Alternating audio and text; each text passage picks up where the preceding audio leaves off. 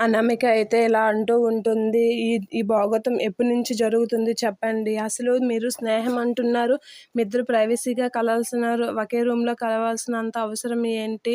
దీన్ని స్నేహం అంటారా? ఏమంటారు మీరే చెప్పండి అని అనామిక అందరి ముందు గట్టిగా అడుగుతూ ఉంటుంది. ఆ మాటలకి కావ్య అయితే ఏం మాట్లాడకుండా అలా చూస్తూ ఉంటుంది. ఇక రాజు కూడా ఏం సమాధానం చెప్పలేక అలా ఉండిపోతూ ఉంటాడు. ఇక ధాన్యలక్ష్మి అయితే అవును వాళ్ళిద్దరితో ఎప్పుడూ తగువులు వస్తూనే ఉన్నాయని అనేటప్పుడు ఎందుకు మళ్ళీ కలాలి, మళ్ళీ మళ్ళీ ఎందుకు కలిసి ఇలాగ ఇంట్లో గొడవలు తేవాలి అని అనామిక ధాన్యలక్ష్మి కావ్య రాజు వాళ్ళతో అడుగుతూ ఉంటుంది.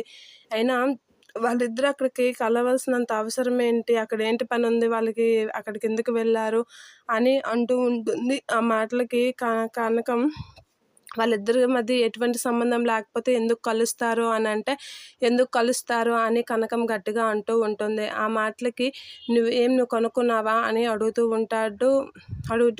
ఉంటుంది. ఆ మాటలకి కనకం అయితే నేను కనుక్కోను, ఆ ఒక ఆడ మగ కలిస్తే మాత్రం మీరు అనుకున్న సంబంధమే ఉంటుంది, ఇంకేం సంబంధం ఉంటుంది అని అంటూ ఉంటుంది. ఆ మాటలకి కావ్య వాళ్ళందరైతే కనకం కాసి అలా చూస్తూ ఉంటారు.